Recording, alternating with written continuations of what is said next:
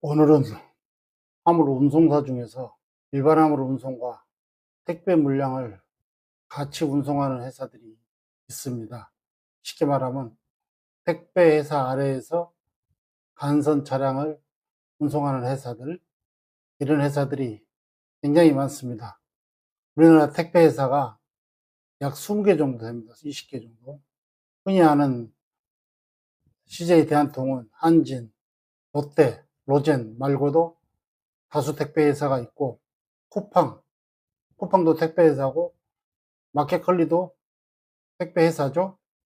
한샘도 택배 회사고, 우체국도 택배 회사고, 이런 대신전기화물, 경동화물, 뭐 의약품 운송하는 고려택배, 그 다음에 행량 전문적으로 하는 동진특송 등등등 택배 회사가 되게 많은데, 그 택배 회사가 이제 간선이라든가 노선 차량은 대부분 일반 화물 운송업체들이 그 일을 하고 있죠.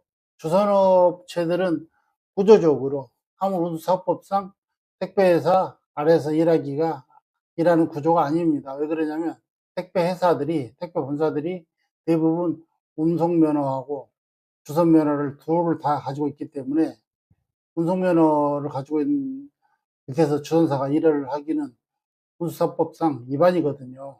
그래서 택배 회사들이 운송사, 즉 간선이나 노선회사들을 모집하고 또는 비딩할 때 반드시 자격이 일반 화물 운송 면허를 가진 회사를 이제 벤더로 뽑게 되는 거죠.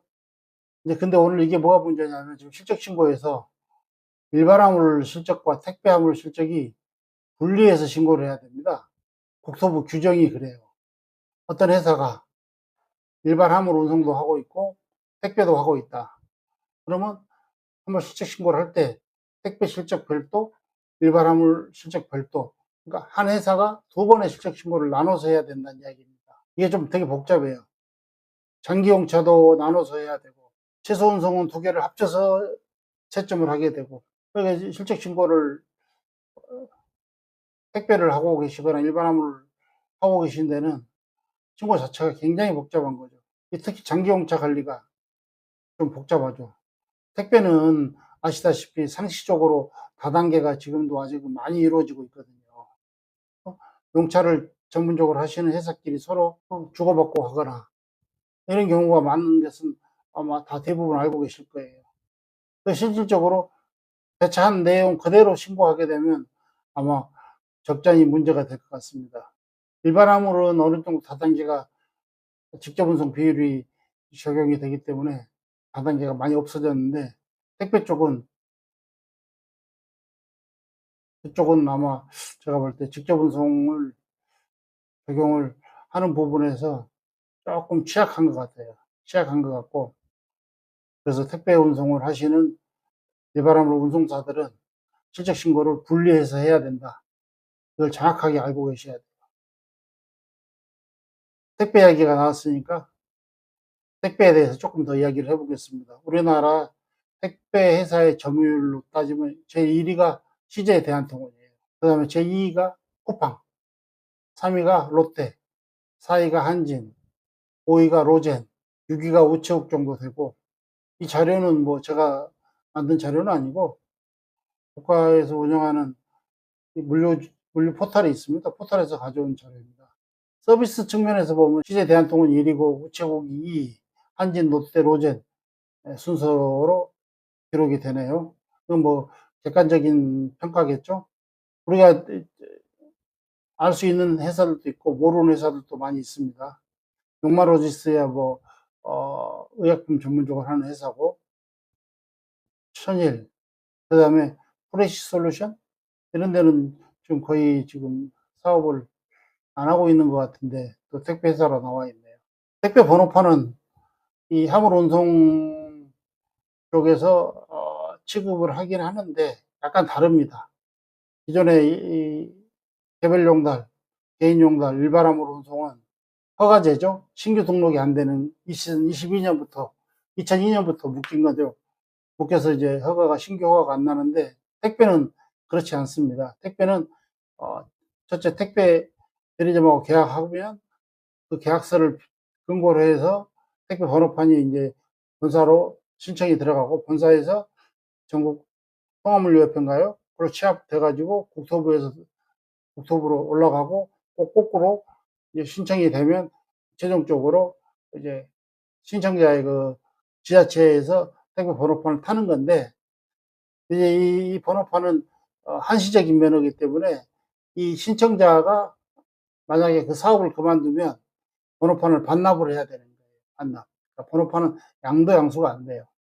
이거 좀 다 알고 계시겠지만 한 번 더 말씀을 드리는 거고, 처음에 번호판을 받을 때 롯데택배 대리점하고 계약을 해서 그 계약서를 근거로 배 번호판을 받았다 하더라도 꼭 롯데 아닌 뭐 CJ라든가 한진, 쿠팡 얼마든지 이동해서 할 수 있어요. 그건 이제 문제가 안 됩니다. 그리고 이제 요거 이런 거 제 질문이 많은데, 자, 택배를 하려면 화물운송 종사자 자격증을 따야 되죠. 그걸 취득한 다음에 운전을 할 수 있고, 허가는 자격증이 없는 사람도 허가를 낼 수 있어요. 그러니까 이 이야기를 왜 하냐면, 이제 이런 경우가 되게 유사한 경우가 많은데, 부인 명의로 허가를 받고 차량도 부인 명의로 출고를 하고 운전자만 남편이 하는 경우가 많거든요. 그래서 부인은 종사자 자격증이 필요가 없고 그 남편은 종사자 자격증을 따야지만 운전을 할 수 있다. 그 다음에 이 택배가 허가를 받으면 이 소속이 용달협회로 들어갑니다. 용달협회에서 택배 차량을 관리를 해요. 좀 약간 구조가 좀 문제가 있는 거죠. 허가는 통합물류협회에서 관리를 하고 허가가 나오면 용달협회로 가는데, 통합물류협회에서 좀 우스운 거죠.